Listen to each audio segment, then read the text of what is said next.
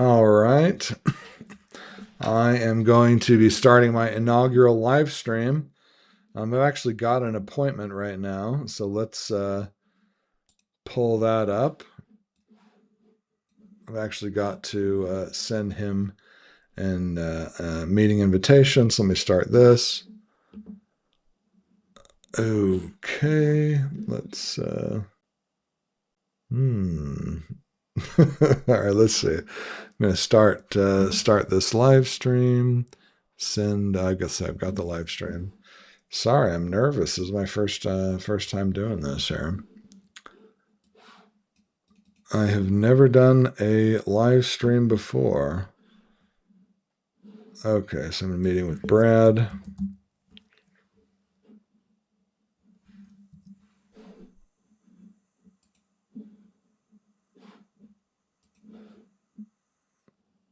No, Bill. That's why I couldn't find it.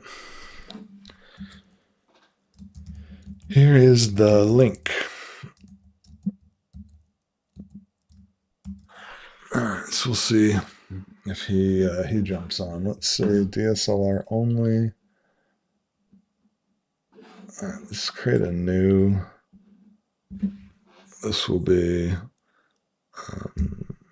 prompter. And this one.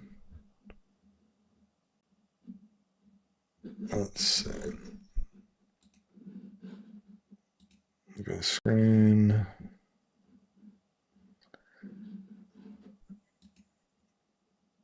Tertiary display? No. Quarterly? No. Secondary display? No. ECam Live.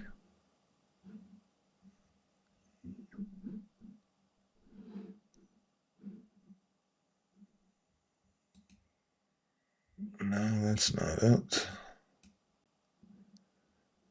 There we go. All right. So let's go ahead and admit here.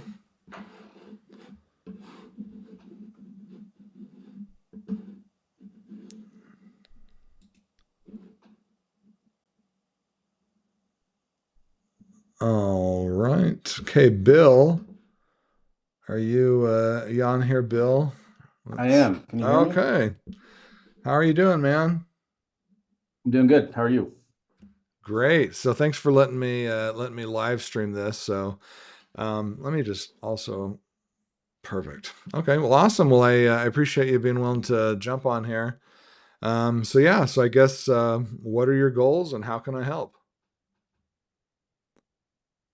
Well, so my wife and I have an interior design business, um, and we've not really tried a whole lot of marketing techniques. And you had put an offer out saying that you could possibly help with that, so I jumped on it. Oh, cool. Well, awesome. Let me go through my emails here and see if I can pull up your because you had sent me your domain, your URL. Okay, so Palmer House Designs. All right, let me change this here. Okay. So what first of all, I guess could you tell us a little bit about your product, what you're doing, what how long you've been doing it, just what's your story? So we've been in business for about 4 years. Um, my wife is always kind of, and it's really my wife is the creative side. I'm kind of the behind the scenes guy, if you will. But about 4 years ago, we were quarantined during COVID, and it was something that she had talked about doing and had a passion for it. So we said, let's give it a try. So we started this business back in 2021, I believe, February. And we've been slowly making progress. We've got we're in the Columbus, Ohio area. And it's primarily, decorating and remodeling and those kind of things that we're doing. And we work with a lot of different um, contractors and different, people that help us get that done. What area is this? Columbus, Ohio. Okay. So how are you currently getting customers? Primarily just through like Google search and like word of mouth for the most part. Okay. Yeah, So 'cause when you say Google, Google search, you're talking about just organic stuff. You're not running paid ads or anything. correct. Okay. So are you getting traffic to the website? Yeah, we get quite a bit of traffic. Okay. I mean, what I would consider quite a bit of traffic. How much are you getting? A few hundred views a month. Okay, cool. Are you getting anybody clicking on this inquire now button? We are. Oh, Yeah. good. They click on Awesome. that and then basically typically what that is that it goes to a Calendly link that they can schedule like a 15-minute well, actually there's two things. I think there's one button that says inquire now where they can fill out a form and then that gets directly emailed to Oh, us. okay. Or there's a button where they can click and schedule like a 15-minute, like kind of we call it a discovery call, which Oh, basically okay. from an opportunity to kind of find out what we're all about and how Okay. our process works and that kind of stuff. Okay. Well, your photography on here is beautiful. We do pay a professional photographer for That is smart. It's always interesting, when people will do all this stuff and then just use their cell phone. I'm like, oh, missed opportunity. yeah, for So sure. okay, so what are your numbers now? How many leads are you getting? How much? What's your revenue? Closing rates, that kind of thing. Our closing rate is really good. And it's so hard to say. I mean, we probably average like maybe 5 to 10 quality leads a month. Okay. Um, and we close probably 80% of those. Okay. Like I That's said, it awesome. just depends on the time of year. Like, in the summertime, it really slows down because people, I think, are busy with vacations and kids are out of school and that kind of stuff. And they're not really focused on home improvement projects and that kind of thing. And then typically going into the fall, it kind of ramps up. And then holidays come and it kind of ramps down again. And this is standard for most of, I think, the home improvement sector of the industry. I have a friend that has a kitchen remodeling company, and it's very similar for him as well. Okay. Uh, What's your average job size? Average, I mean, I would say probably in between, if we're doing a remodel project where it depends on the project too. Like if it's a kitchen, I mean, it probably averages in the 50,000 to $75,000 range. If Wow, it's dude, that's amazing. Yeah. Well, that's not, I mean, we don't see that kind of money. I mean, that's the full project. I mean, contractors are getting paid. I mean, our portion of that is, only 10%. So, Well, still, that's awesome. Your margins are probably great. yeah. So, Okay.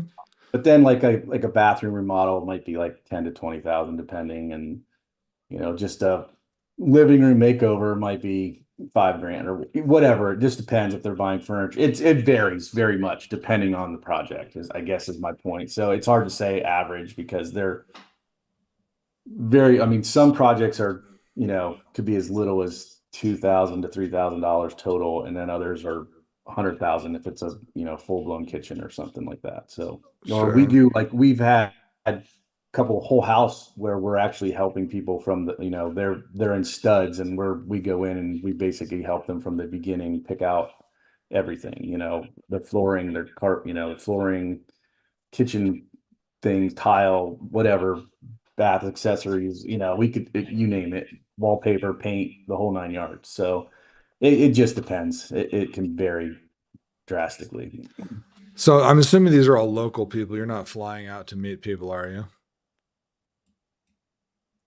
No, we're not. I mean, we have had a few clients that have asked us to go work on places that they own out of the local area, but we haven't really had any client that specifically, go meet them on a different location or whatever. Okay. So when you say you're getting your stuff from organic, do you have any keywords that you're ranking on that you're familiar with? Um, Give me a second. I could probably give you some of that. And are you doing SEO like link building, content marketing, and stuff? Not much, to be honest. We do have a blog and we kind of do submit stuff, but we haven't even done much there lately. Mm-hmm. Um, oh, what am I trying to do here?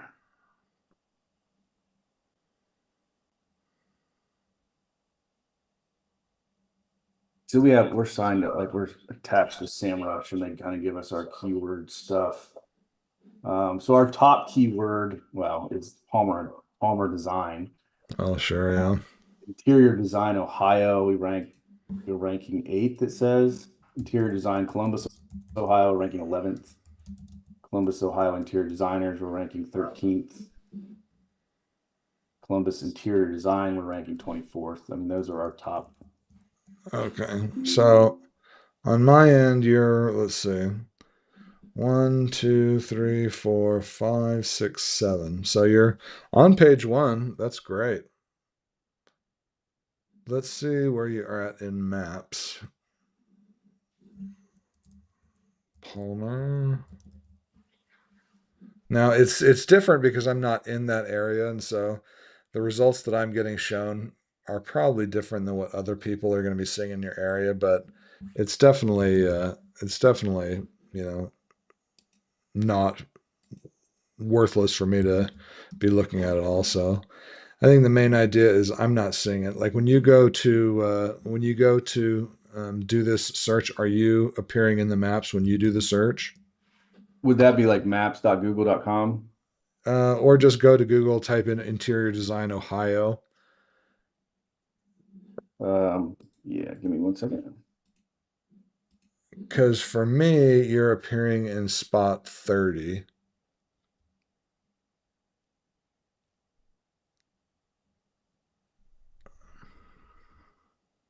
So like under businesses on the map, Mm-hmm. we are spot two So you're seeing spot two on your end. for interior design Ohio. Yes. Okay, cool. Do you mind sharing your screen? Is that you cool with that? And I can see what it looks like on your end. Um, yeah, give me one second. Let me make it so that you can share.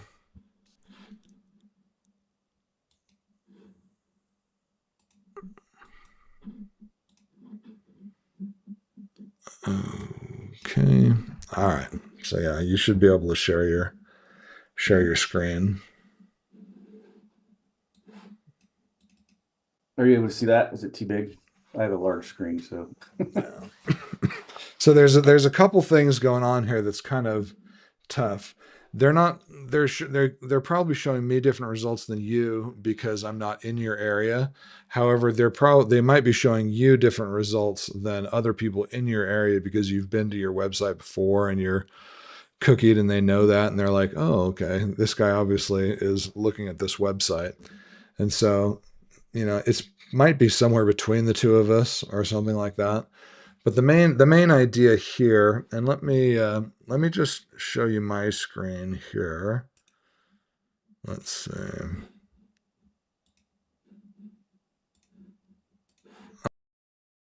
Let me pull up some numbers here. I was the marketing director at a large advertising law firm for a lot of years. And while I was there, let's see.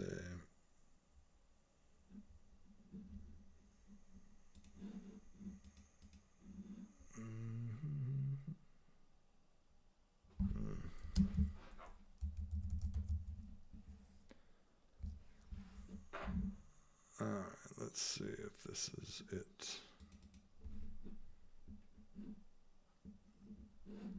Okay. So while I was there, I spent about 30 million on ads, and I tried just about anything you can possibly imagine. TV, radio, billboard, sports. I was in the side of school buses for a while, and yes, that was school buses. We're also on the side of transit buses, but school buses for sure. My background was in internet marketing, which is why they hired me. But it's kind of interesting because when you're working with older businesses, like a lot of them are skeptical of the internet, just because they built their business without the internet, and so from their perspective, they're like, well, why is this young kid coming in saying we need to do all this stuff when we built the whole business off of phone books? And so the way that a lot of these businesses will measure results is they'll do it off of phone calls, because they weren't doing internet traffic. There was no chats or emails or form submissions. It was all phone calls. And so what they would do is they would take a unique phone number, because a lot of people just put their front desk phone number on the ads, and that's a problem because you lose pretty much all visibility into where your leads are coming from. So like if you're spending 100 grand a month on ads and you use the front desk phone number on all of them, it's hard to cut something that's not working because you don't have any idea what's working or not, because they're all going to the same phone number. You know what I mean? And Mhm. so businesses that actually knew what they were doing, they would buy a new phone number, and they would put that one phone number in all the different places. And so at the end of the month, you'd go back and be able to count the number of calls that phone number got. And because that phone number only appeared in that one place, you knew that that is the place that is getting the call. And so what's nice is because you can look at it and say, I spent 20 grand here and got, 10 calls. I spent 5 grand here and got 40 calls. Let's adjust the budget so that it's, we can move more budget to the stuff that's actually working. It was great. And for big businesses like what we were doing, we would put phone numbers everywhere. Like, we would have a different phone number for the back cover of the book versus the inside of the book. Inside the book, if it was a big phone directory that got hundreds of thousands of copies distributed, sometimes we would put different phone numbers on an eighth page ad versus a full page ad or a half page. Yeah, I mean, you can really go crazy with it. Like at one point in time, I think I had 200 phone numbers I was paying for every month, but it helped me know where the results were coming from. And so when I started doing the internet, the people were so skeptical of what I was doing that I had I'd come to them and be like, oh, look at this, I got so many visits to the website, and they'd be like, so what? That doesn't mean anything. And so I started putting phone numbers on all the different stuff I was doing online, so that when I gave them the reports, my numbers would fall right underneath theirs, so that I could basically prove that what I was doing worked. And it was pretty crazy, the stuff that I found out. Like for example, these numbers right here in this April. This is the last month that I was there in 2019. And even though these are old numbers, the principles do not change. Like we spent, I think, 40 grand a month on phone books in this towards the end here, and we got 44 calls. Now that's not cases, that's calls, right? And it was calls over 3 minutes. So the belief is that if somebody calls, if they're going to become a new client, it's going to last probably more than 3 minutes. And so we would only count calls over 3 minutes to sort of weed out the prank calls and hey, can I leave a message for my attorney, that kind of a thing. And so legal intake, this was an after hours call service, so that doesn't really count. SEO, I was spending 20 grand a month on SEO, and that month we got 22 calls. So SEO is the organic listings. You do a search for interior design Ohio, they show the paid ads, the map ads, and then the organic listings. These days, SEO people have just come to refer to SEO as anything where you're trying to rank anywhere. The technical definition is you do something on a page to show up in the organic section, right? So that's what you're talking about is SEO, the organic stuff. The problem with that is that let me just show you. Let me see if I can find this here. Google click heat map page 1. Let's see if I can find that image here. Okay, so this is really great. So this is let me just find a bigger version of this here. Okay. So they measured all the clicks on the page for Google. This is an internal thing that they did. And they found that almost all the clicks were here at the top. And as you got down the page, it dwindles more and more and more. By the time you got to spot 10 on the first page, you were maybe getting 3 to 4% of the clicks. And if you're on page 2, you're getting almost nothing, right? And so once they added the map section, that totally changed the game. Well, first of all, up here where they're getting all the clicks, I mean, if you were Google, you'd probably want to put your ads in the place that was getting the most clicks, right? And Mhm. so that's just sort of how that's why they're at the top. So after they run this study here, they put their ads right in the hottest spot. And so the further you get down the page, the less traffic you get. Page 2 is almost nothing. When you're doing national searches and you're getting hundreds of thousands a day, that nothing turns into a big business. But when you're dealing with local businesses, like I was the law firm, it was almost nothing. It was either you're on page 1 or it didn't matter at all, right?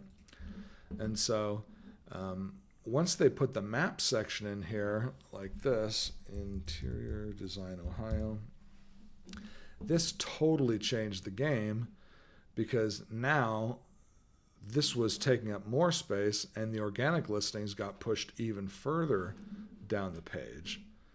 Now let's say Google search mobile market share. Okay. Mobile and tablet search engine market share worldwide.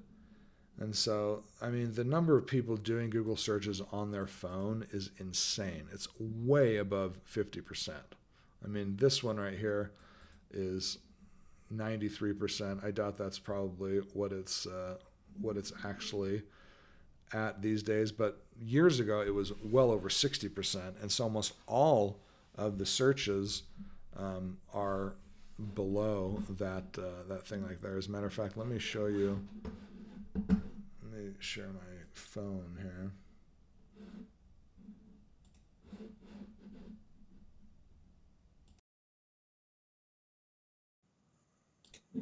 Let's see.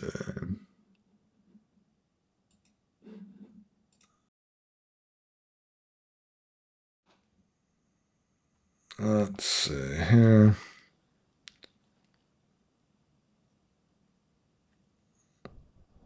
Zoom.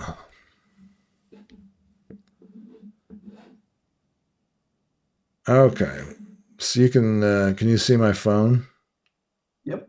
Okay. So let's go. Let me just make sure that it's showing on YouTube. Okay. So if I was go to here and say personal injury attorney Salt Lake City, which is where I am. So this is what it looks like. All right. And so remember that heat map, how the further you get down, the fewer people actually go. Okay, so loads here, people they see the paid ads, they scroll down, they see more, they see the maps, keep going. Then you come down here, people also ask, and then you get to the organic section. And this Siegfried and Jensen, that's actually the company that I worked for. And so by the time they even see the organic stuff, they've already scrolled past all this stuff.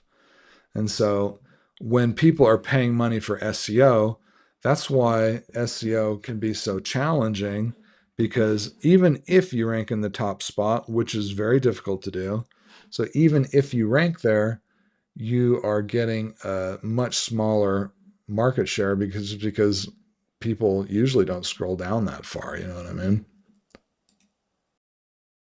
Almost exclusively that map section. So let's go back to my numbers here. Okay, so SEO, I was paying 20 grand a month for 22 calls. PPC, I was paying this month. I paid 40,000 a month. That month, and I got 138 calls. So 20,000 for 22 calls versus 40,000 for 138. It's like, wow, holy crap, that's amazing, right? So much better, which is true. However, when we get down to these next sections here, this Google Maps right there, it was a hundred. Let's see. Let me see down here at the bottom. 362 calls. And the thing that's amazing about Google Maps is it's free. It doesn't cost anything, right? And so that's what's so amazing about that is just the power of Google Maps. Now, when I started doing this, I put tracking numbers on Google Maps, which is a major stupid idea because it could totally screw up your results. I was doing so much SEO and stuff like that. I was able to do it without getting hurt. But the thing is, it gave me visibility into this. So a lot of people don't know these numbers because they weren't stupid enough to put the tracking numbers on there and screw up their results. I was doing so much stuff it didn't matter, but I was able to see this. And so if you are looking, like if you don't have a ton of money to spend on ads, SEO, that kind of thing, I would put 100% of your effort here into this map section.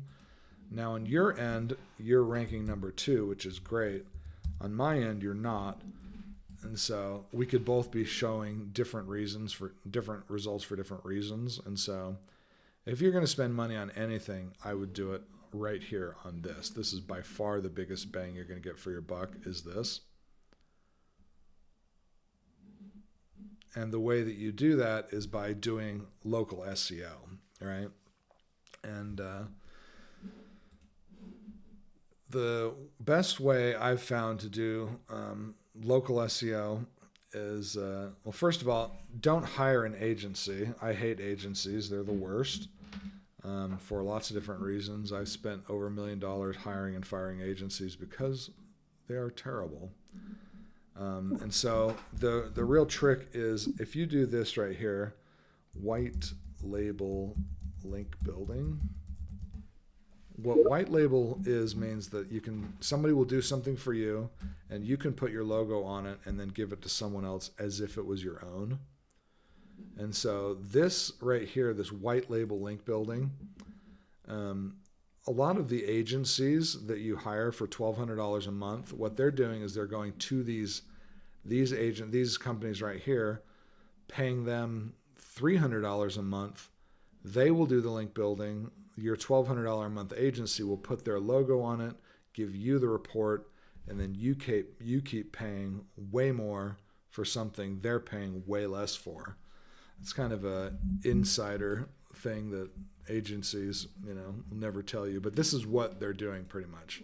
And the best one that I've ever used is called the Hoth. That's exactly what they're doing is white label link building. They're great. They're affordable. I've used them lots of times. And so if you're going to do regular SEO, this is the way that I would recommend doing it because it's the cheapest way to do that.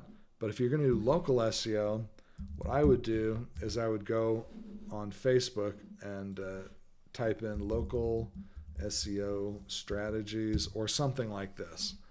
And you're going to find Facebook groups with a ton of these guys hanging out, right? And so you can go into these groups and you can look around and look at the posts people are doing.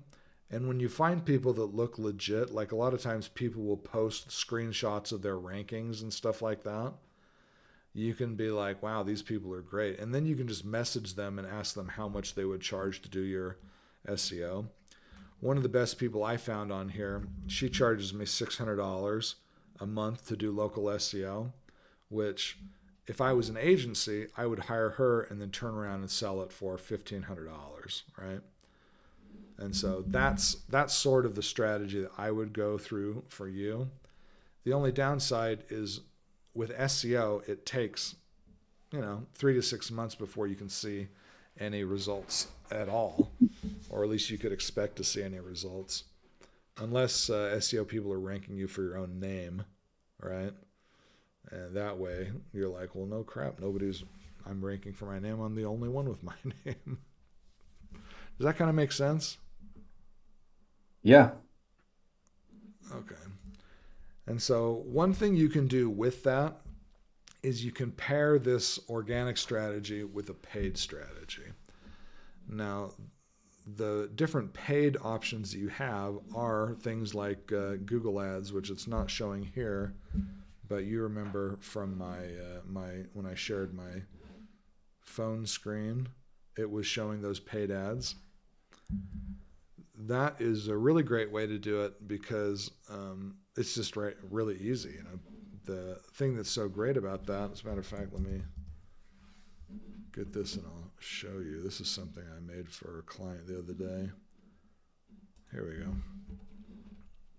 Okay, so the the awareness steps. You know, you go from unaware to problem aware, solution aware, product aware, most aware, and then they convert at the bottom there, right?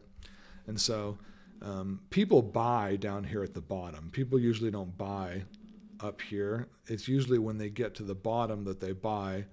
It's just, it takes people a while to go from the top to the bottom, where in the beginning, they don't even know that they need interior design. They just know that they're not happy with how their house looks. And then they hear a friend being like, oh, I hired an interior designer. Interior designer, what's that? And then they go into solution aware. And then they are like, oh, interesting. Okay, so I know I need an interior designer. You know, let's go ahead and try and find an interior designer. And that's when they go further and further down the funnel. And by the time they do a Google search for interior designer, they know they know what the problem is. They know they have the problem. They know how to solve the problem. They're just trying to find out, who am I going to use to solve my problem. So they are way down here at the bottom. And it's great because they click on your thing and they will buy. It's super awesome. The only problem is everybody wants this. And so it's by far the most expensive way to get customers for the most part. Like in the legal area, I was paying like $50 per click, which it's probably way more than that now. But back in the day, that was insane. But when you're making $10,000 a client, $50 a click makes sense because you just made so much money, right? And so when you're going to do ads, you got to decide, where do I want to catch people? If you have enough money to do this kind of thing, by all means, go straight for Google ads right at the bottom of the funnel. And you know, they'll click, call, buy. It's amazing. I mean, obviously you got to do your stuff in between that. But if you don't have a lot of money, you have to go further and further and further up the funnel. And eventually what you do is you get to the very top of the funnel, which is Facebook ads. And the reason why it's top of the funnel is because, you know, when they're at the bottom of the funnel, they're doing a specific search for a specific thing. They are right at the point of conversion. Whereas up the funnel, maybe they're thinking about it. Maybe they just heard about interior designer. They're probably just either going from the unaware stage to the problem aware stage. And that's where you have to catch them. What's great about doing it like that is that it's the cheapest way to get people interested. It also is the most long term, because you have to take someone that is cold and warm them up until they're hot, and then they buy from you. The thing that's so cool about that, though, is that if you take someone from cold to hot, you will have walked them through that entire process. And when they get to that point, who are they going to buy from? You. Yeah, it's going to be you, right? You're the one that took them through this whole process.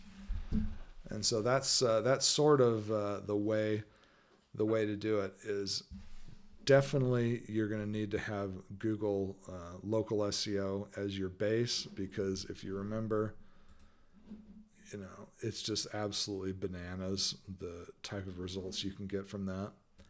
And if you want stuff faster, that's when you need to go into the awareness funnel and start paying for it. If you got the money and you want people now, awesome. Go with Google Ads. It's going to be the most expensive, but if you got the money, who cares? You've got great margin. Your prices sound pretty good. You won't know how much it costs to get a customer until you run this stuff and try it. But if you got the money, why not? If you're okay working a little harder, working more leads, because this is definitely going to have a lot less qualified traffic. So it takes more work, but it's also a lot cheaper. And so Yeah, that's kind of where you're at. You don't need to have a website in order to make this stuff up here work. You can use lead forms. They've become quite sophisticated over the years. But yeah, what are your thoughts about all this stuff? I mean, it all seems to make sense. It's informative for sure. Well, good. Okay. So I guess when when I responded to your email, there was Mm-hmm. some kind of an AI something or other thing that you had talked about. Yep, So exactly, and that fits in right here at the top, right? And so if you're going to go with Facebook ads, that's what's so great about the AI tool because you got to have an attractive offer. And so I was sort of just kind of explaining how that fits into all this. And so the tool right here is, let me go ahead and get signed in here. Were you on Hormozi's launch um, launch event? I was not. Oh, dude, it was so incredible. He did 100 million in sales in one day. Wow. It's insane. It's insane. Okay, so this is the tool right here. I don't know if you've seen it yet, but the way that it works is you first have to start by going in here and personalizing um, this based on you because everything it gives you is going to filter it through this perspective. And so let's start by just going through this. So primary delivery type is done for you. You're the one that's installing it or doing the work. Mechanism services, paid ads. You're the lead getter. I'm assuming this is low volume, high ticket, right? I would assume so, yeah. Okay. I mean, what are the other options? High volume, low ticket, continuity, recurring payments. It seems to me like you're probably Yeah, not I looking would to say get it's a also ton that of kind. jobs and making a little money. Okay. All right. You use a CRM, I'm assuming. You want leads. Okay. Okay. So we are an interior design company. Okay. So can you tell me a little bit about your process of once somebody signs up, what's that process like to where they become a customer and So typically they'll have a conversation like over the phone with my wife. And then, she'll kind of talk through like our processes, how we work, who we work with, how we work, all that good stuff. And then typically, you know, once they agree that they want to work with us, um, typically we'll have them sign, a contract that, basically states that, they're going to work with us. Um, and then we work on retainer. So we typically start off with like a 10-hour retainer, which basically just says, it tells us that you're serious about working with us, and then we'll put you on our schedule because obviously we're not, able to work with you immediately. Typically, we have, I think at any given time we may be working with 20 plus people, clients. So, that kind of gives us assurance that you want to work with us. So we'll say, yep, okay, we're going to get you scheduled. So then we'll come out for what we call a consultation, where we kind of sit down, go through your house, go through your project, see what you're taught, what you're looking at, what you want to, what you're trying to get accomplished, if you will, from a design perspective. Uh, Ask different questions like, what's your style, what's your color palette. So, I again, this is not my side of the house. It's my wife does all this sure. So side of it, when but someone comes in on a retainer, how does that typically work with? Because you have a job that's like a set start to finish, but that you're working on a retainer. How does that factor into it so, when you're doing so our project work? design work is all done on an hourly basis. So we charge by the hour. Okay. So typically we'll get you connected with a contractor. So we have a list of preferred contractors that we work with. So if, depending on what your need is exactly, if you're doing a kitchen, we have two or three total contractors that'll do kitchens, or, you're doing a bathroom model, we have people that'll do that. Or if you're just looking to do a refresh of a room. We can have, get you in touch with a painter or whatever the case may be. Um, but they typically work on more of a fixed budget proposal type of thing. So they'll say, we're estimating your project to be X, where we're saying we're going to work on an hourly basis because each project differs and each client differs, and sometimes clients need more hand holding from a design perspective, and some clients want less hand holding from a design perspective. So it's really so that you know you get as much or as little as you require. um, and so, like I said, we typically start out with about 10 hours, but that doesn't mean that's Mm-hmm. the amount that we'll end up charging for the project. It may be 25 hours, it may be 12. Typically it'll be, I mean, most projects always go over at least 10 hours of design work. So again, it's to us, we call it a retainer, but to us, it's more of a deposit, just kind of ensuring that you're going to work with us. And it's worked well for us. I mean, when we first started, we actually started doing fixed bid contracts, and it did not work well. We found that we got a lot of like tire kickers that wanted a lot for not very much. And so they would present the project to be much smaller than it was. And then they would end up requiring all this additional work. And so the change requests and everything else became a nightmare because they didn't want to pay more than they were quoted. But yet they're asking for the scope to be changed. It just, for us as designers, it was way more difficult than just saying, hey, we're going to charge you by the hour. However much of our time you use, you pay for that time. Okay, so Simple. you're basically people are basically starting with you and saying, "Hey, I want to redesign," and you're like, "Great, this is the process, all this stuff. We only do the design. Here's a list of people that can do it, but we just do the design work." Does that sound about right? Correct. Okay. Yes. Yeah, like my wife likes to say, we pick out the pretty things. Um, we're not the ones that, we're not going to manage your project. We're not going to, set the timelines of when things are going to get done. I mean, that typically will be, your contractor will have a GC that takes care of that kind of stuff.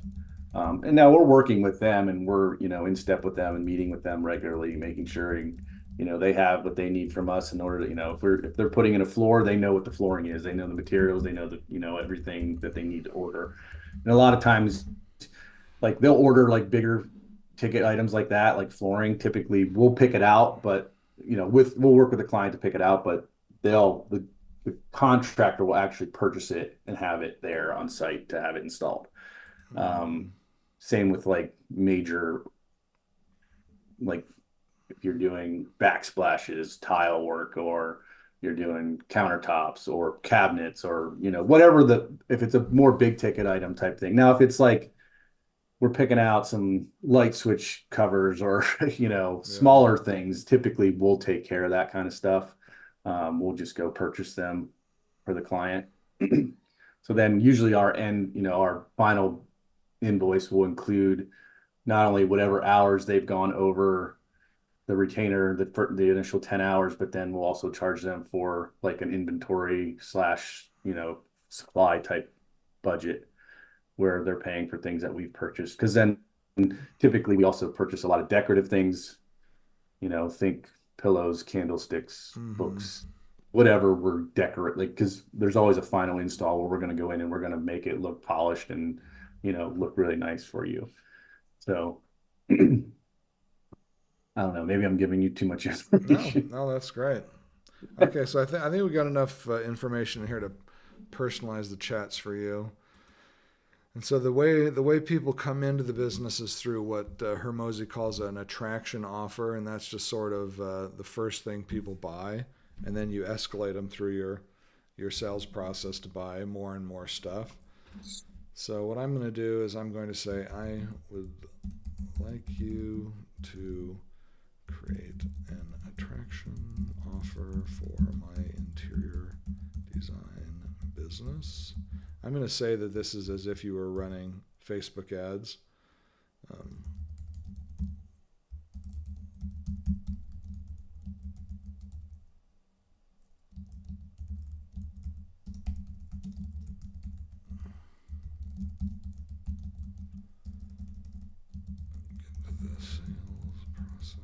started. All right, it's probably going to ask for more details, but let's. Well, who? Well, first of all, who is the one that contacts you? I'm assuming it's probably the wife, right? It's probably not the guy that's I would responding. say eight to nine times out of 10. Yeah. I mean, I'm not going to say it's never the guy, the husband probably, but it's usually the wife. Yes.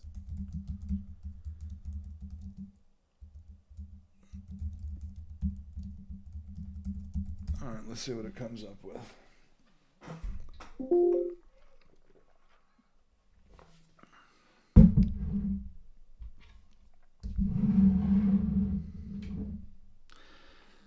The interesting thing about this one is that like with Chat GPT, like it'll give you a response immediately. With this one, it spends a lot of time thinking.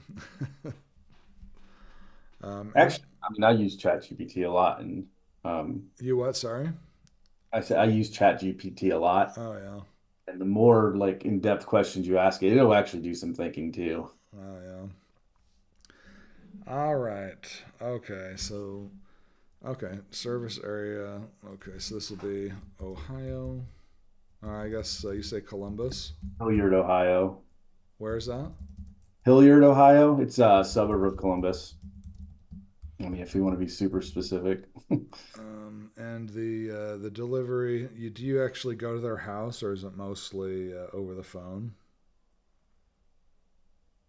When you say, I mean, Do you the ever do you delivery ever of do you do the work in their home where you go and sketch it out, or do they send you pictures of the house and then you design it and send it back to them? typically we'll go in for in-house consultation.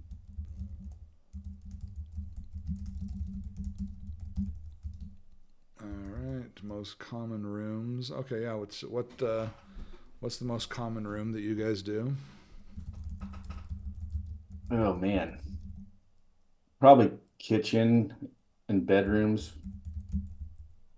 I mean, we do all of them though. I don't I don't know that we have a common. It's kind of all of them. Okay, all right, I'll just start with the kitchen, I guess, If that works, yeah. or whole home. We do some whole home stuff too. Yeah. Mm, Let's go with kitchen though. My wife says that's her favorite, so let's go with that. all right, that's what you want.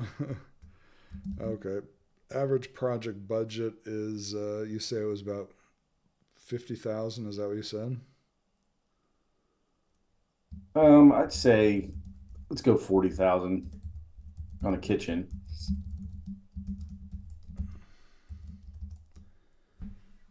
Pricing hourly. $175 an hour is what we charge.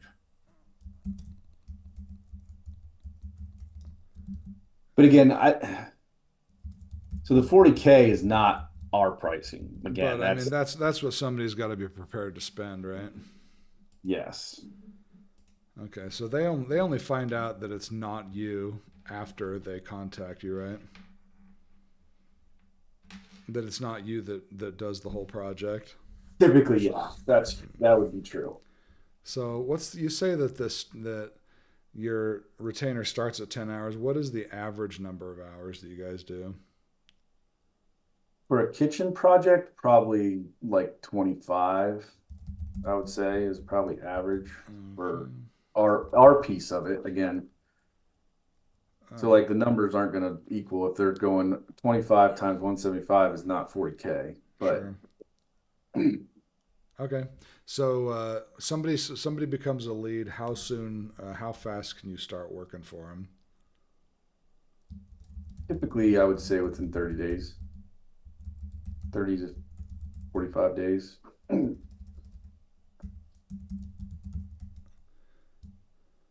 How fast can you deliver the first concept?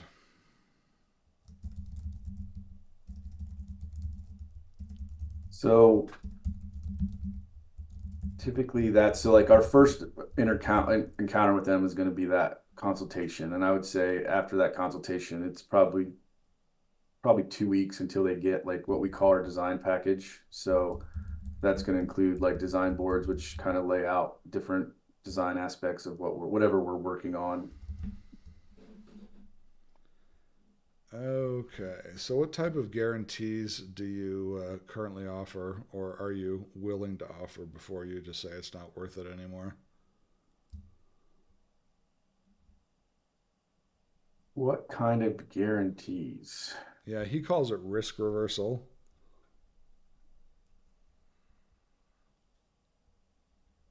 So is that what it like risk reversal you're willing? 100%. Yeah.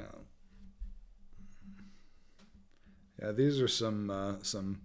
We do pass through our trade discounts to the client, so we can say that.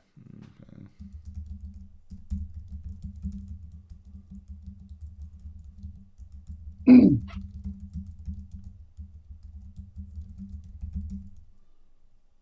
What else?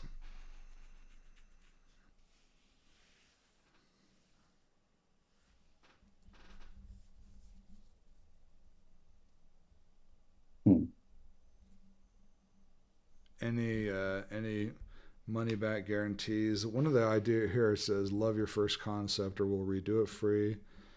100% Yeah, credit. typically I would say that's true.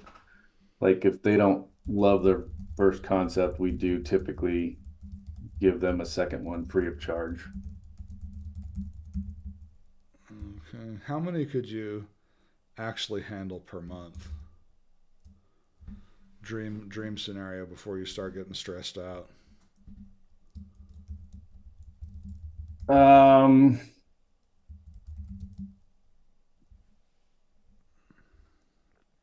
Maybe 10, maybe. I don't know. See, that's not a question I can even hardly answer, but I'll go with 10 just for the sake of this. All right. Let's see what it says.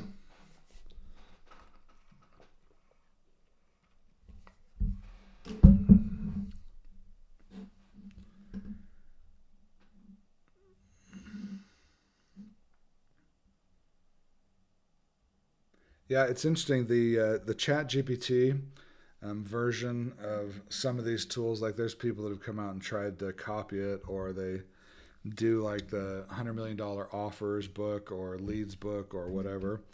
Um, the thing that I really like about this, because the other ones will come back with stuff, quickly and often pretty good.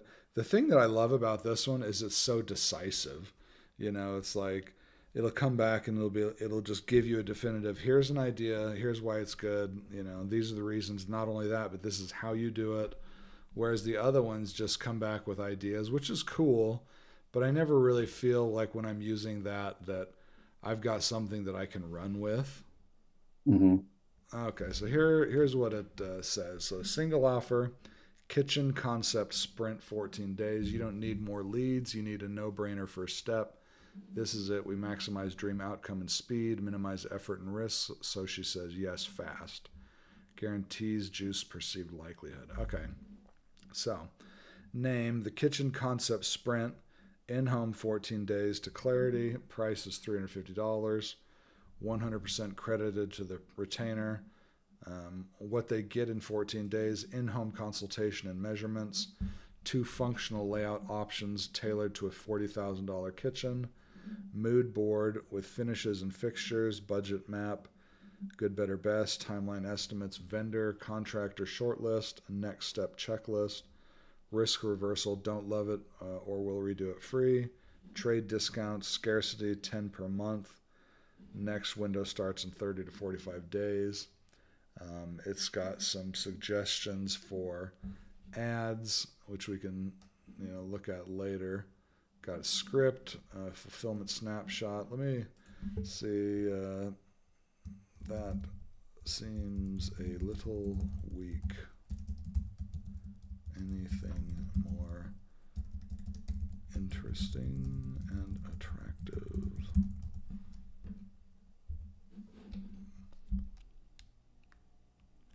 I'll see. It'll come up with a new one.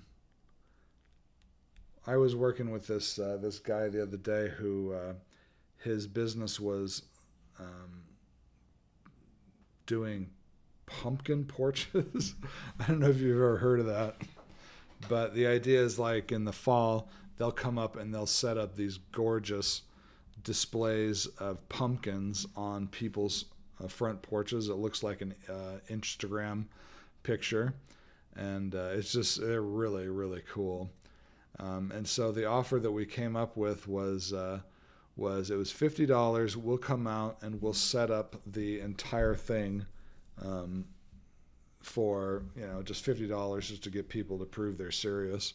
But we'll come out and we'll set up the whole thing. The package is about $1,300. And so they have 3 days to try it out. If they don't like it, we'll come back and pick it up. If they do love it, we'll just automatically bill them at the end. And then any time during that 3 days, they can call them back and be like, I love it. I'm going to keep it. And they'll get a big discount on it. It's pretty cool. It's called Pay Less Now or Pay More Later with a guarantee. It was pretty cool. I wonder if we could do something like that. Hmm. We're switching to a true Grand Slam attraction, faster and comparable. Okay. Price $500, 100% credit to retainer. What she gets in 7 days. In-home design audit and measurements. 2 custom layout options calibrated for a 40,000 kitchen. 3D rendered of the preferred layout. Budget map with line item trade. Partner alignment pack. Vendor. Don't love the first concept. Redo it free. Miss the 7 days. We'll add a third layout for an extra revision fee. Only 10 new per month. I don't know. Does that sound interesting to you or not really? Um, Not really. Yeah, me neither.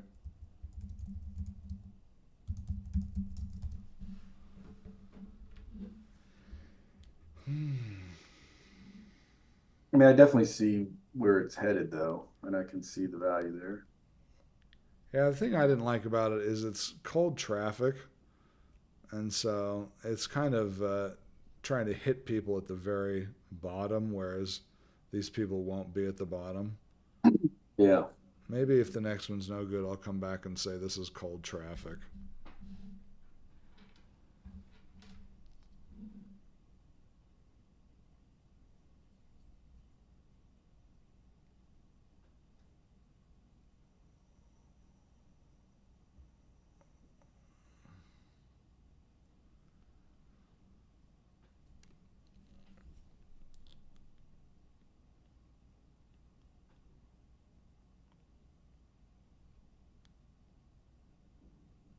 Let's see. Okay. Kitchen blueprint. Irresistible. Remove the upfront risk. Reward early commitment. Okay, so FlexPan. Pay later. $0 today to book your in-home kitchen blueprint. Audit, measure in-home, deliver concept within 7 days. Love it and keep the assets. Your bill $495. Okay, so they get it for free. If they love it, you build $495. Not cancel within 24 hours, no charge. 2 custom layouts. Don't love the first concept, we do it free. Saver plan, pay now, pay $295 today. Remember, this is cold traffic. Yours is geared more towards people ready to buy now. Also, it takes a lot of work, and there would be a lot of tire kickers. Yeah, that's the thing we got to avoid is we've been down that road and it Yeah. when you make it so attractive, you get all these people that like they just want to see what they can get for free. Oh, You know, yeah.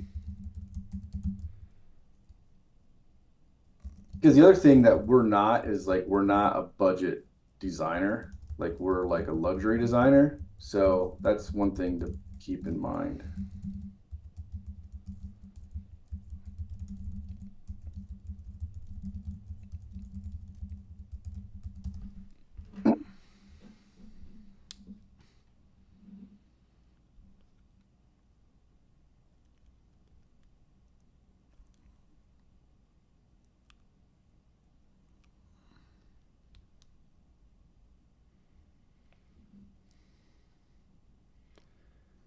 see what it comes back with.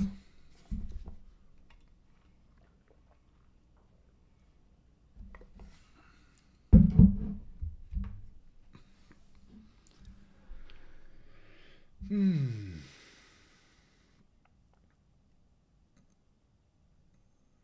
Do you happen to recall how you got on my list? Did you sign up for a challenge I did a couple years ago? It's possible. It's been I it's been a honestly long don't time. know. Yeah, I don't know, to be honest. Mm.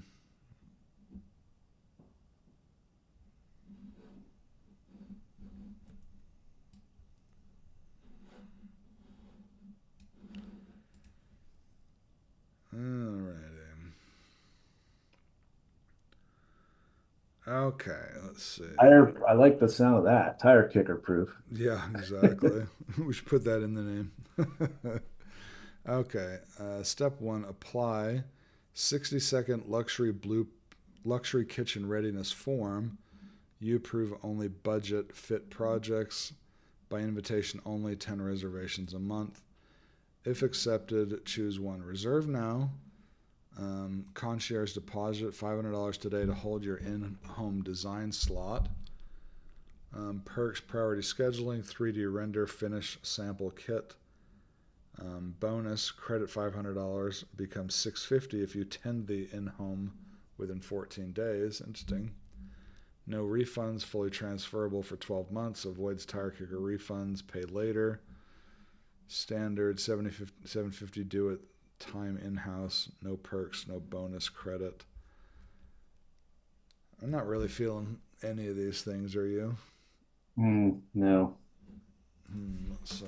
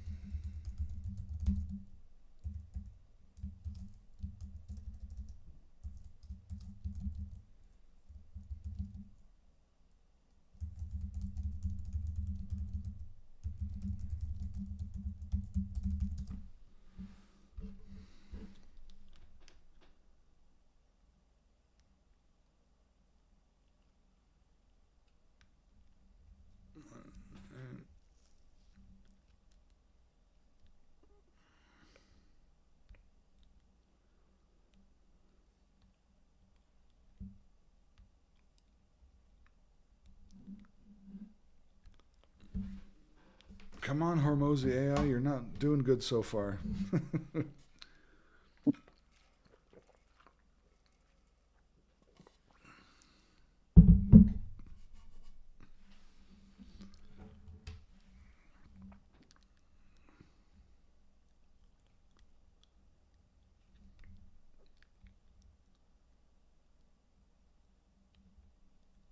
All right.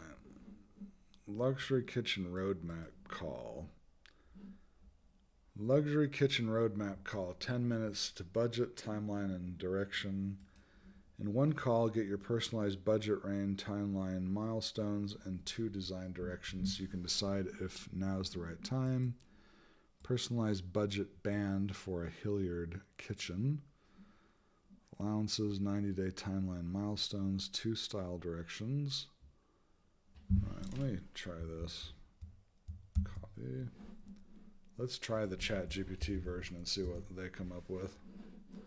Give me a second here.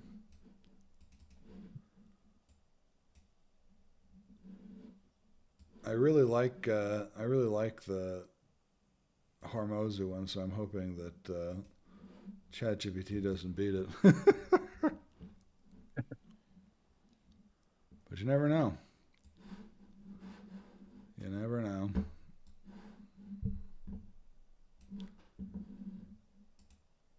Okay.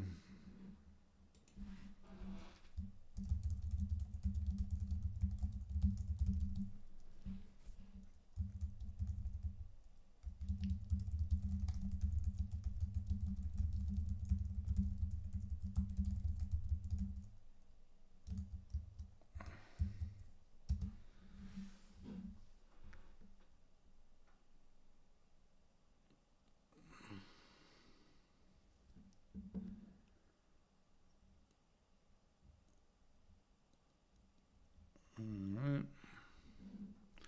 The Dream Kitchen Discovery Call. A fast, premium feeling discovery call that gives her early clarity and control. It provides a personalized roadmap, including realistic budget bands, estimated timeline milestones, two high end design directions. Is that the kind of thing that you could do in a call that someone could come away being like, okay, I got some ideas for how this could turn out, or does it legit have I to be mean, after the in-home it's hard thing? for us to give like design directions. I think we could do um, like timelines. That's definitely not something we could do because again, we're not in control of the timelines when it comes to the actual build. But like something that someone could come away and in their mind they're visualizing what their kitchen looks like. Is it the kind of thing where they could text you a picture, you put it in the software, and it use the AI to make something that looks Like cool? we could come up with like a design board and like some renderings of what that might look like. I mean, it wouldn't be exact, but it would give them probably a good feel for it. Okay. Partner friendly summary, um, paid upsell, 349 in home kitchen concept sprint. Is that the kind of thing that you guys would be down for if you went in and did a like? Are people sold before you come and do their in home uh, analysis? Yes. Okay. So would $350 be enough to? There's typically we have them sold before we're actually even doing their because those design boards and renderings and stuff, I mean, that's we typically do at least two design boards. Um, and I mean they're like 2 to 3 hours per board. And then with renderings, I mean, we typically have 5 hours wrapped up in just doing that research and kind of pulling all that stuff together. So yeah, I don't know if we want to offer that for free Yeah. because to be perfectly honest, that's probably the least attractive part of what we do is providing those that they take a long time. And what we find is that most times people don't know what they really want until they start seeing things. Mm-hmm. Like we basically clarify on our first conversation with them that we're going to do these design boards for you, but they are concepts. They are not like because you're going like we know people don't know this, but we know based on our history of working with people that what they think they like and what they really like are typically not the same thing. Like, we've had cases where people provide us pictures like, I love this kitchen. I love, they're giving us specific pictures of kitchens that they love. And like my wife just had one like last week where it was actually a bathroom. They sent like this picture of a bathroom, and that bathroom had gray cabinetry. So my wife does the design board with gray cabinetry, sends it back, and she's like, "Well, I really don't want gray cabinets. I want blue cabinets." We never Okay. ever said that. You know what I Yeah. mean? Like, and this happens more often than not. So like, and it's just because people, I don't think until they see it, they don't realize they don't like it. And then we can always figure out what they like, which is what our process is meant to do, is like it's a starting point, and then we'll figure out what, through conversations and figuring out what you don't like, we typically can find out what you do like. Yeah. So point being is that um, you know, those design boards and those kind of things, they take a lot of time, but they really don't, what I'll say is, give a lot of payoff a Sure. lot of times. So it's kind of one of the least favorite things that we do. Is there any kind of AI tool that you're aware of that you could have them text you a picture of their space and then something that they do like, and then it could merge them without, I mean, just using as an AI tool to do that? Yeah, Chat GPT will do that for you. Like we do that where we'll take, our design boards, which have a lot of the design elements. So it may be like some of the lighting, some of the furniture, some of this, some of the colors, whatever, types of like accessories, like, well, lighting's a big one, or like in a kitchen, faucets and stuff like that. Or you could say, a specific type of design, like bohemian or country or whatever, and you can kind of feed ChatGPT, a picture of their space, and then a picture of the design elements, and then also some descriptive terms of, we want it to be coastal, with these colors and this type of furniture, and it'll typically give you something back that's close. It's not going to be perfect, but it'll be close. It'll definitely give you an idea of what your space can look like. Well, at 80% close rate, maybe the offer isn't what you need. Maybe we need to get a really attractive lead magnet that could get people qualified into your stuff so you can have that 80% call with them. Maybe that's more what we need to do, because if you're closing such a high percentage, maybe that's um, what we need to focus on instead of an offer as a lead magnet. Okay. They will trade 60 seconds. Okay. Investment estimator. So this is trying to get them to know what their cost is. That might freak them out. I wonder if that's really what it is. Is you get them to, you could basically do like get 10 concepts, and they fill out the form, and you say, text this pictures to what you want at this number, and then we'll get back to you tomorrow with 10 concepts, and all you'd have to do is just drag them both into here and say, give me 10 ideas, and then just figure out the ones that you like and text them back. I mean, that might be an interesting option, Mm-hmm. because then they could, you know, you could get people, they'd be interested, because everybody wants to see that, and they don't know that they could use Chat GPT, but you do. Yeah. Honestly, I started working on a tool to do just that, what you're talking about. uh, So, like, to build, and because I'm a developer, that's what I do. oh, okay. And I've actually been working with some OpenAI APIs to kind of do some of that exact stuff in the Google APIs. There's stuff out there where I could build something where it would be right on our website where they could drop that stuff into, um, and then they would get results immediately. Yeah, maybe that's the best way to do it. You could either do it immediately, or you could have it be like, we'll call you back with the stuff. Have a That comment. way you could have them on the phone. Yeah, and then the other thing is that it really applies to all types of rooms. It's not just kitchens or whatever. I mean, they could do it with the living room, they could do it with a bathroom, they could do it with a kitchen, a bedroom, whatever it is. Yeah, so maybe that's what you should do for this is, rather than coming up with this fancy offer, you have a great close rate.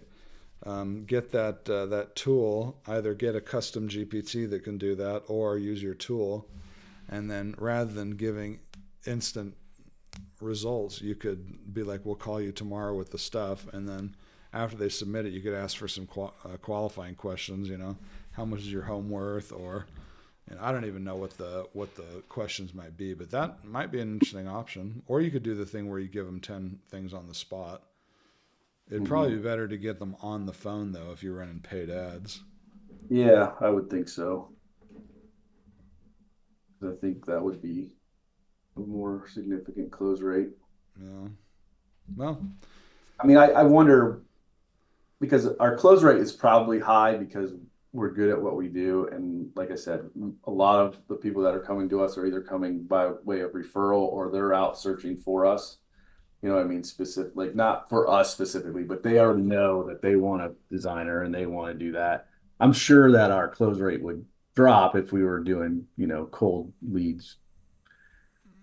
But yeah, and that's probably true. But I mean, if you're closing 80%, even if you drop, you're probably not going to be, you know, super bad. right. No, absolutely. Okay. I hope this has been helpful. I think that lead magnet idea is pretty solid because people probably aren't gonna. They'll probably freak out if they see 75 grand, and they probably won't be ready to spend $500 on a sales page. But I don't know. I think that lead magnet might be pretty legit, and it sounds like you've already got a solution you're working on. Yeah, I think this has definitely been beneficial. So yeah, thank you for your time. I appreciate it. And obviously I think you're validating what I was already thinking. And obviously coming from someone like you is that holds a lot of weight. So thank you. I appreciate that. Hey, if you decide to go with that and you need help making ads, I mean, we could jump on another thing like this, and I'd be happy to help you design the ads. One thing I have found is that your stuff is really beautiful, which is cool, but it kind of scares me too because a lot of times when people have beautiful stuff, they make beautiful ads, and beautiful ads rarely work. Okay. so maybe if you want help making the ads, I definitely we could jump on another one of these things and do that. But we just definitely need to know. We want the ads to look as good as possible, but they are designed to try and sell something. Right. So that's Yeah. kind of an expectation. Of that. So Okay. look nice. But All right. Well, cool. Well, if there's anything I can do to help, just keep me posted. all right. Well, thank you so much. I appreciate it. No problem. Have a good one. All right, you too. Bye. Bye.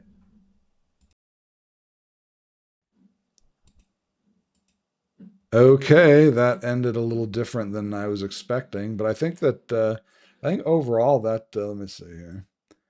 I think overall that actually was pretty positive because here's kind of where I think that things went a little south with the tool. I think we were trying to use the AI tool, Hormozi's AI tool, to do the wrong thing.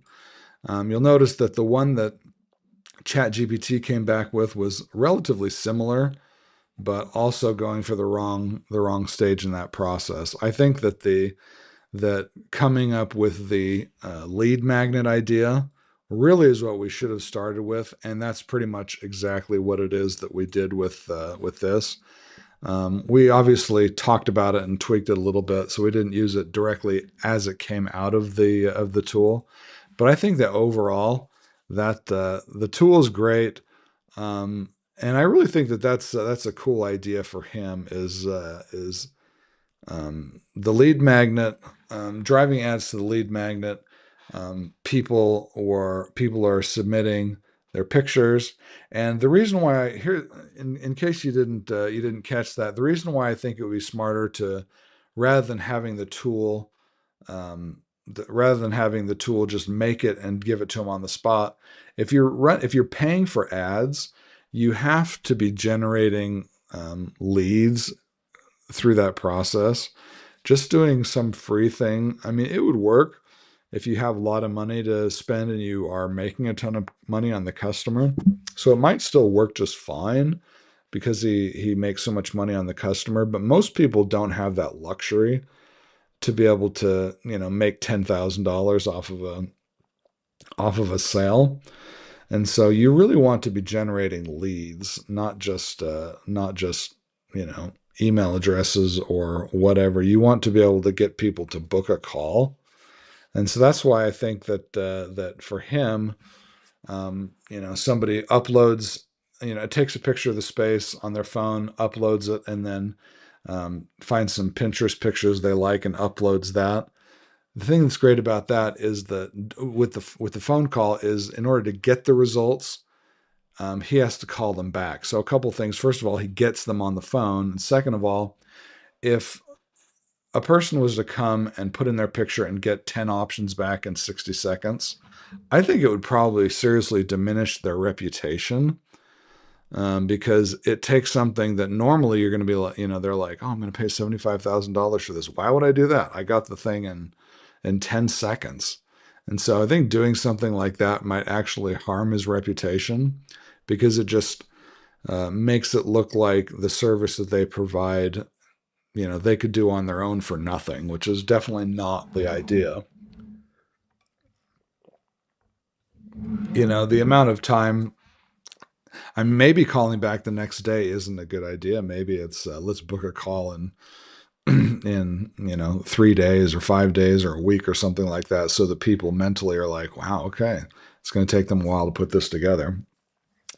But yeah, so that's my thoughts on that. I hope that was helpful.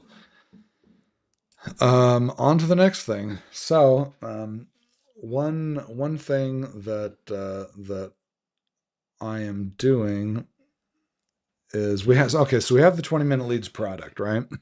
So in the description for this video, you can see a link to 20-minute leads. Okay, 20-minute leads is my training on Facebook ads, going up here to the top of the funnel. Now, if you remember from our conversation with him, people, with Facebook ads, you're starting with a pretty cold audience, and cold just means they don't know who you are. They don't really know the solution to the problem. They don't know what you do. They don't even know that an interior designer can help with something. They just are thinking, I don't really like my space. I feel embarrassed to have people come over, that kind of a thing. And we're trying to hit them with something way up the funnel. Like if you remember what I said to him, if you have the money to spend on Google Ads, you're going to be able to hit people right here. And they're like one step away from converting, which is awesome because most of your conversations are going to be great. Like I have a client who was complaining to me the other day that a lot of the leads that he's getting from Facebook ads are, it's so much work to call them back because, there's so many people that aren't really interested and they forget filling out the form. And, but leads that come through these other mechanisms are so easy. Just, he calls them, they come in, sit down and buy. And, I mean, like that makes sense. Like theoretically, um, it sounds so much easier to just get these other kind of leads. But the fact is, usually those people are coming because they're warm. By the time they hit your website, they already have decided they have a problem. They've already figured out that they need a interior designer. They've done the Google search and they have looked at your reviews. They've gone to your website, checked you out. They already know that you're the one they want to work with. Then they go and they're talking to their spouse and is like, do I really want to, do I really want to, do we really want to do this? Would you be available would you support me if I want to do this? By the time they actually call him, they've already figured that out. They're calling to get an appointment. And that's the dream scenario. But most people want to grow because they can't get more of that, right? They're trying to get more, which means they have to go further and further and further up the funnel or pay for Google Ads. If you've tapped out Google Ads, then your only option is to go further up the funnel, which means colder and colder leads, which means more work from you. Hormozi has this really great saying I heard him say the other day, which it just clicked for me and made so much sense.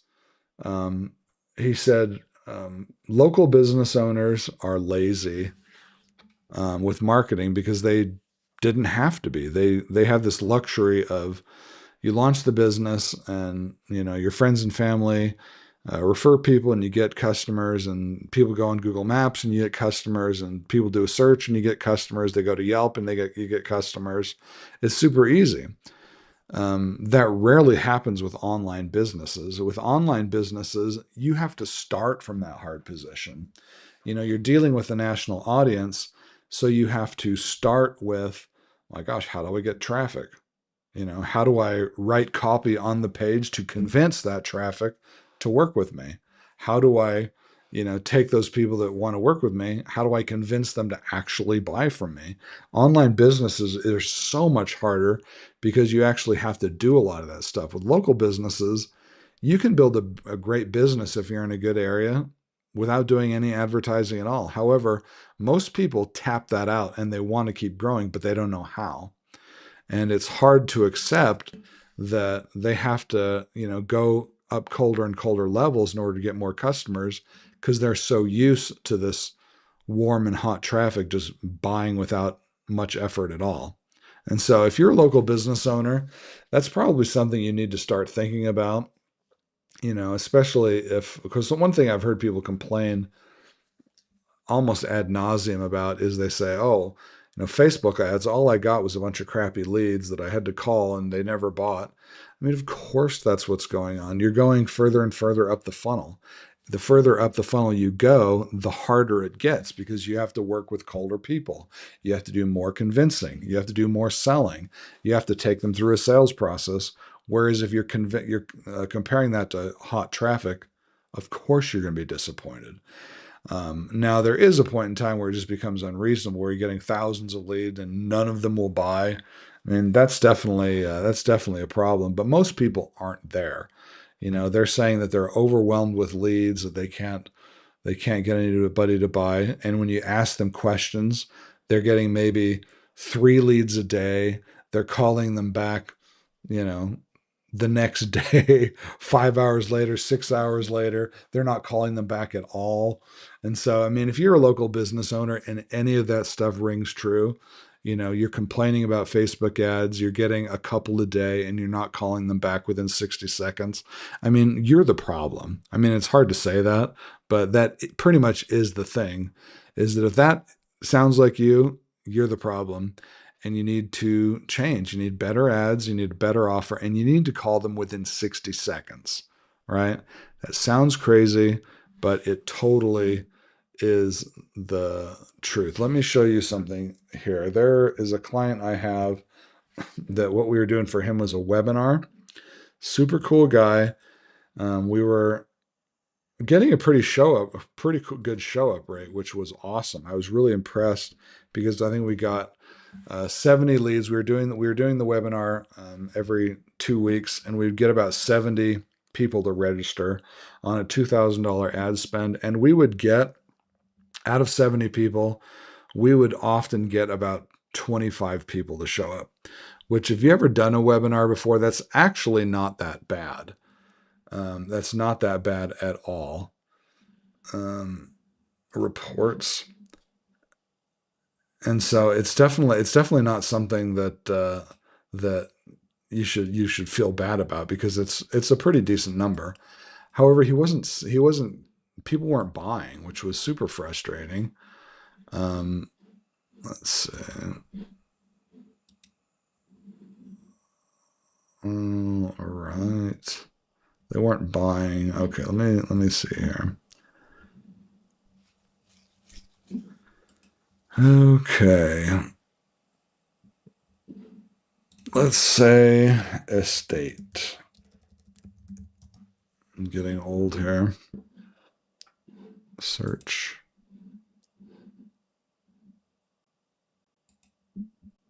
Maximum duration 1 month. Well, that's not cool. It looks like we can only run reports for a month. Anyway, so um, I couldn't get I couldn't get them to their office staff to call the people. So someone would come to the landing page, they'd read the sales page, they'd sign up, and then the office staff would not call the people that signed up, because it makes sense that if someone is interested in the topic, they sign up, we should call them immediately and say, "Hey, thank you so much for registering. I saw that you signed up. First of all, I wanted to say thank you, and come, make sure you come early because we're going to talk about these topics, and stay till the very end because we're going to answer questions about this topic. Anything you want to ask, we will we will answer those questions. Typically, an attorney will charge several $100s an hour. So for you to get your question answered live on the webinar is a pretty big savings. Are you going to be able to make it? So one, we contacted them. Two, we encouraged them to show up early and stay late. So getting people to stay the entire time on the webinar can be hard. Three, we got a commitment from them to come. So it doesn't mean that they will come, but they're much more likely to come if they have said, yeah, I'll be there. And then what you can ask them is, just out of curiosity, what made you want to sign up for the webinar? So you can actually book appointments before the webinar even starts, but not if you don't call them. And I could not get the staff to call them. And so eventually, after we did this 4, 5, 6 times, I was like, okay, I'm going to either prove to you that this works, or I'm going to prove to me that I don't. I'm going to set it up so that I get all the notifications, so that I will call all the registrants when we do this. Now, we set up the ads to run over a period of about 4 days. And so we were getting about 70 registrations within 4 days. I was not looking forward to this because it meant that whatever I was doing, no matter how important, I had to stop what it was and call them right away. Now, arguably, I was not perfect. I did not get all of them within 60 seconds. As a matter of fact, I did not even get a majority of them within 60 seconds. But I did get a lot of them. And the next webinar, so the one before that, we had 25 people, 26 or 7 people show up live. The next one, we had like 51 people show up live. And I didn't even get them all on the phone, right? Not everybody answered, but we still doubled our show up rate, within one webinar. I didn't do it again because I didn't want to. But but it proved to me that just calling the people makes such a big difference. And I slacked. I didn't call them within 60 seconds like I was trying to convince them to do. So I can, and obviously there's no guarantee in life or businesses, but I can almost guarantee that if you call them back within 60 seconds, you will get a better response than if you don't. There's this study by MIT and sales, is it MIT and Salesforce.com or something like that, where they did a study of all these different leads. And if you called a lead back within 5 minutes, they were like 100 times more likely to pick up the phone than if you called them back within 30 minutes. And it's something like 300 times if you do it within 60 seconds instead of 5 minutes. I mean, it's just truly insane the types of results get from actually calling the people. That's why the phone is so important. I actually totally forgot why I was saying that. So, Facebook ads are colder. It's going to take more work. If you want more clients, you got to do the work. You can't compare cold leads to warm leads. It's just something you're going to have to accept. So if you're complaining that Facebook ads don't work because it generate a bunch of crappy leads, that is the entire idea. You have to work the leads. If you get too many, you can put systems in place, especially now that AI is around. There are AI calling softwares that will call the leads that sound so human. It is insane. As a matter of fact, there's this one I was recommended the other day. It's called Vappy. And it's interesting. You can click this thing right here, click to give it a try. I actually went through the process where I asked it a bunch of estate planning questions, which is what my client is doing. And of course, it does the disclaimer, we're not can't trust this as legal advice, yada, yada, yada. But it answered all the questions correctly. It overcame my concerns. and it tried to book a call. I mean, this was just a test and it was integrated with the calendar, so it couldn't actually do that. But it was really impressive. And I'm sure there's more than just this Vappy one, but it's totally something that you can do. And this thing is super cheap. Like, I think if you're a big business, you can pay a lot of money to do it. But if you're just a small business, I think it costs like $100 a month if you're just getting small call volume, which most people are. So it's pretty cheap. Definitely recommended. Okay, so now on to my stuff. Let me share my screen. Screen one. Okay, so this is, let's see, wrong. This is my ClickFunnels account. No, actually, I think I'm doing this in Go high level. So app.noisemaker.ai, that's our white label version. I believe that is in Noisemaker. Let's go to sites. 20-minute leads, legal ad reset. Okay. So this is the sales page right here. And here's the idea, right? Here's why I'm doing this. I was kind of struggling, between what am I gonna do. We have this product, 20-minute leads, that, like I've told you about, it's incredible. If you are interested in that product, it is. I think we're selling it for $97. It goes through my entire process of getting using Facebook ads to get people to sign up, and then my next training is called 5 minute follow up, which is like 20-minute leads is the promise, not the promise, but it's the concept of getting you so many leads that you're overwhelmed and want to quit. 5 minute follow up is how you deal with those leads so that it doesn't ruin your life. There's a client that I had was a mattress company, super cool guy in Florida. We got him over 1,000 leads in a month and 45 days, I think. And then he canceled. And so I was like, what? Why would you cancel? I can't, this is so frustrating. What I'm doing works. And then you cancel. But started thinking about it. I was like, I wouldn't want to, um, take 1,000 phone calls in a month either. And so what we did is we spent some time, figured out how to use AI to work the leads, and then he called me back and he was like, "Hey, I saw your video about how you fix this. I'd like to sign up again." So we worked with him, and then it took the situation from we were getting all these leads, and instead of ruining his life, people just showed up and bought. Right? I mean, it was incredible the difference that AI made in that process. So 20-minute leads is how to get so overwhelmed with leads you want to turn the ads off. 5 minute follow up is how to deal with that so you don't hate your life. Okay. So what I'm doing is the legal ads reset intensive. And so the idea here, and there's two sources I learned this from. The first is Pedro Adao, who sort of introduced the idea of a 5 day challenge. Let me take this back here. DSLR.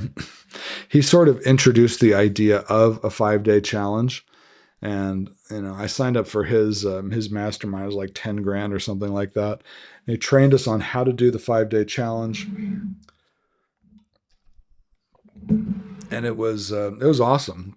So I started running these challenges. As a matter of fact, my first challenge. Let me see if the domain actually works.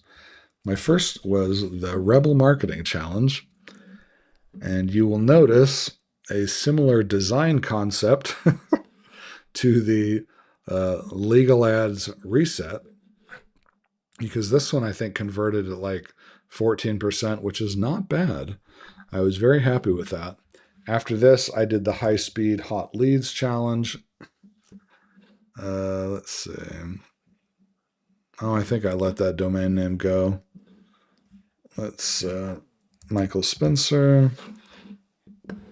Yeah, anyways, it was a lot like it was the same idea as the Rebel Marketing Challenge, just rebranded. And so the idea was on a 5 day challenge, on day one, you learn about the person, what their goals are. Day two are the people because it's a group challenge. On day two, you just start teaching your stuff. And so for me, day one was develop an offer. Day two was create the ads. Day three was follow up with the ads. Day four was how to sell the ads, and day five was do you want to keep working together? If so, let's schedule a call. And so challenges were great for a long time, and they probably still work. But I heard about something from a guy named Richmond Din where he was doing one on one challenges. So the idea is that rather than doing these big group things, you do it with people one on one. And so then you're able to help, deliver your information. But in reality, it has a lot more to do with providing value for the people because, you basically start with what are your goals and how can I help? And then you just help them for a week. And so by the time you get to the end, you want to offer to keep working together. You've already helped them a ton. And so I'm going to be doing that with lawyers because my background is in legal marketing. And so I know a lot about that. And so I am going to do it here. And so what I am going to do, I've got 20 minutes left before this live stream ends. I'm just going to do that. Let me walk you through the process here. Let's see, docs, naming conventions. Okay, so what you do when you're starting with something. Let's see, screen one. The first thing you start with any project is you always want to start with a research doc. Now, let me kind of explain why this is important.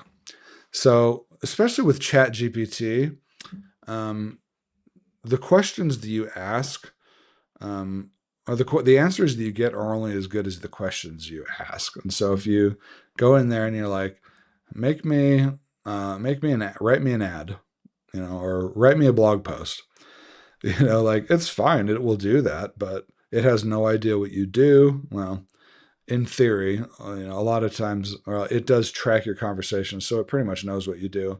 But you haven't asked and given it a topic. You haven't worked out, just the type of stuff that it takes to make a good blog post. If you're just trying to make a blog post, it'll do it just fine. However, if you're wanting to make a blog post that actually convinces someone to buy from you, it's going to take a lot better prompt than a just write me a blog post. What I have found is that seeding each chat with a research document um, really helps to get a better quality response. And so, what I have started doing every time I start something new, I will go out and I will do just a ton of research about my audience, my person, my avatar. I'll give it a name. I'll have AI go out and search Quora, Reddit, X, and I'll even use a tool to scrape YouTube comments. And so, based on that, I can go back and I can upload that to AI, ChatGPT or Grok or whatever, and ask it and be like, tell me about the people that are searching for these things and asking these questions. And based on that, I will create the research doc. Okay. So this is my research doc for Alex, who is the attorney that I'm going to be running these ads towards. And we know that he is in a small firm. They're making some money because they have to have money in order to run ads. Otherwise, they would never hire me to do anything, right? This is demographics about him, gender, where they are, how do they think of themselves, what is their daily routine like. This is something that I really like, and this is something I've never really seen anybody else do. Is called the immediate crisis scenario, right? And the idea here is um, Alex is going to see my ad and he's going to either respond or not respond. The better my ad is, he's going to be more likely to respond. And so what I want to do is I want to reach Alex about 10 minutes or so after something just happened, right? And so with Rage Reset, which is another one of my products, let's see if we can find that one. I'll show you this. ChatGPT seed documents, research doc. Okay, so let's see if I say minute. Okay, so 10-minute window.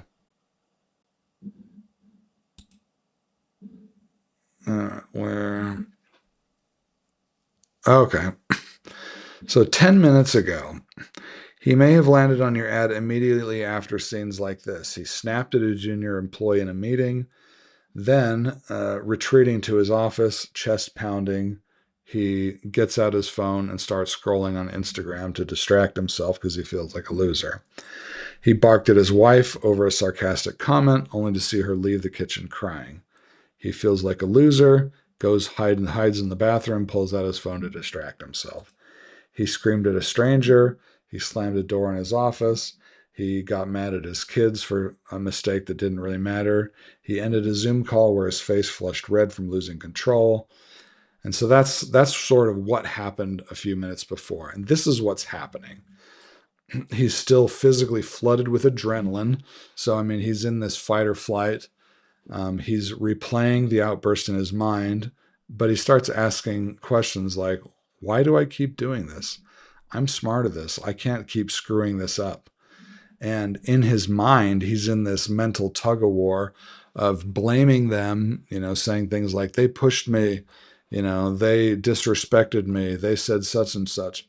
However, in another part of his mind, he's also saying, but this keeps happening. You know, sure, it may be their fault, but this keeps happening to me. And so at some point, I'm going to have to accept responsibility that I've actually got something to do with this. As a matter of fact, the headline on the page, on the sales page, is just like that. Let's see. Get Rage Reset. They disrespected me. Also me. But this keeps happening. Maybe it's me. This is what they're struggling with. And when you understand the person so deeply, you can write copy that for them makes it feel like, they're reading into my brain. They are seeing my exact thoughts. So when you put those on an ad or on a sales page, like I think this page right here was converting at about 3%, which, I mean, it's not the best in the world, but 3% is very respectable. It's very respectable. And ChatGPT wrote this entire thing. So when it first happened, I was like, "Oh my gosh, I'm the best copywriter ever." But then I was like, "No, I didn't. I didn't write that. It was ChatGPT." But it converted at 3%, and so I was very happy with that. And it was because I had a research document that I was able to put into ChatGPT, so that when it wrote the copy, it knew everything there was to know about Jason. And this 10-minute window thing, I think, really helped because it was able to meet Jason where he was in that moment when he saw my ad, right? And the ads did great.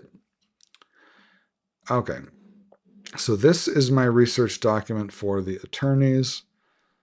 I'm going to download this and let's go into ChatGPT.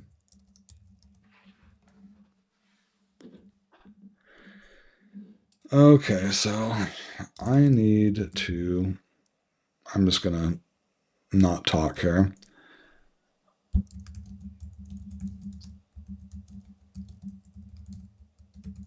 All right, my attorney avatar. I'm going to say here is a copy of the sales page so that they know what's going on. Please copy that. I want them to know what it is I'm trying to do because I already wrote the sales page. So there's no reason to do it again or to not include that. Oh, wait, no, that's the wrong one. It's here.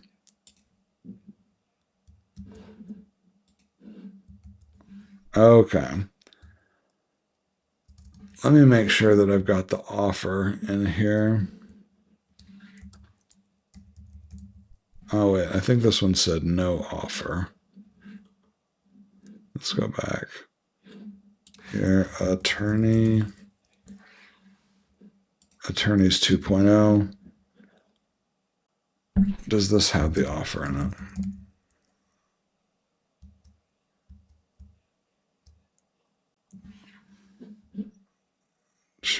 Front end offer. Okay.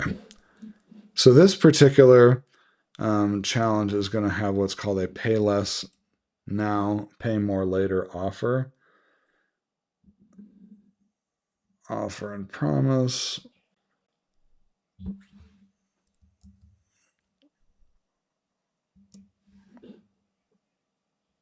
Okay, so the core promise that I'm making is I was Goliath. So I spent $30 million on ads at this law firm, generated over $100 million in revenue.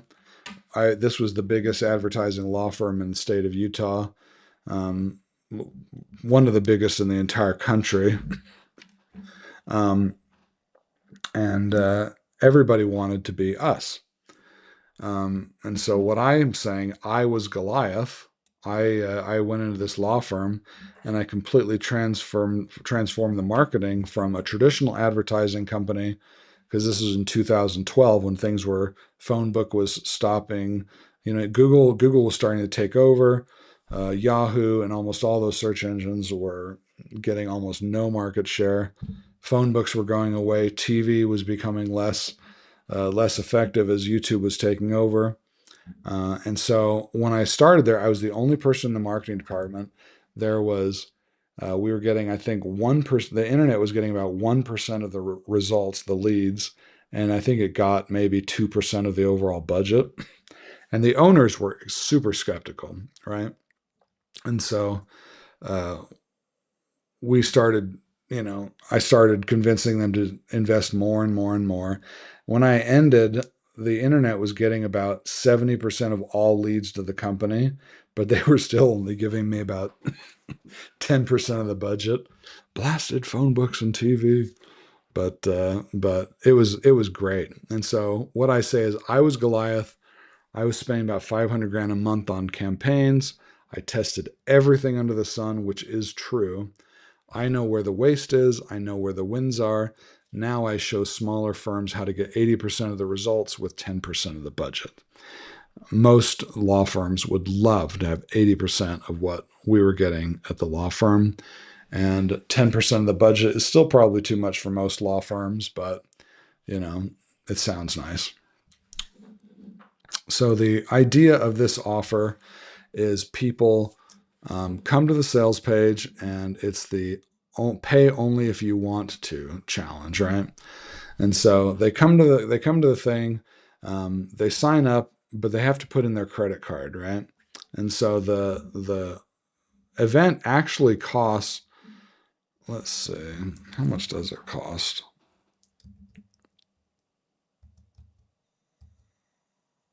Um, no, I don't have it on here. I don't think, but I think it's $297 for a whole week of me meeting with this law firm owner one on one, hour a day, $297. If we get to the end of the week and they didn't like it, then they don't have to pay anything. I'll cancel it. If they don't cancel or they don't show up and they don't do the work, I'm going to charge them $297. On the next page, I actually don't think I have this page built yet, but it's going to say, if you want to do this, you can pay $197 now, which is less than $297, and I'm going to give you these massive bonuses. And so the idea is that we want someone to look at the bonuses and say, wow, I would pay $197 just for that bonus. Everything else is going to be gravy on top of it, right? So that's the idea. I need to make ads that speak to that. And we're actually 11:54, and so it's time to end. So I'll probably pick this up later, but thank you so much for joining me. This is my first time doing this. I probably rambled a bunch, but I figured, and this is the whole idea for this live stream, is I've never really watched someone work, right? I've never really watched an internet marketer work. Oftentimes they'll go back after the fact and make these videos being like, oh, this is what you do and that kind of thing, which is great. I hope to be able to make some of those videos, but I've never really been able to sort of look over someone's shoulder while they did work. And so who knows? Maybe it'll be terrible, but maybe it'll be cool. Anyways, I hope all is well, and hope to be able to meet some of you guys soon. Oh, one other thing. If you want to be on this call where I'm working with you for free live on your business, in the description for this, there's a link that goes to michaelspencer.com. Let's see, michaelspencer.com/office dash hours. And on this page, all you got to do is scroll down and fill out this form, and apply, and I will work with you on your business. Now, there's a couple of criteria. You have to own a real business. This is not an idea. This is not, I'd like to do it someday. You have to actually have customers. You have to actually be doing stuff in your business. And you have to be willing to actually do the stuff that we talk about. So, I mean, this is real. We're doing real marketing. It's not, let's talk about theory and hopefully and what if. So you're not actually willing to do the stuff that we talk about. There's not really any point. But if that is you and you'd like me to help you using my experience spending $30 million on ads, generating $100 million in revenue, doing almost everything from Amazon to SEO agency work, marketing work, doing my own stuff, digital products, physical products. I mean, I've done just about anything you can think of. And yeah, so go there if that's interesting to you and you want to be on here. We'll probably work together for a little while. And yeah, hope all is well and that you'll go fill that out. Thanks.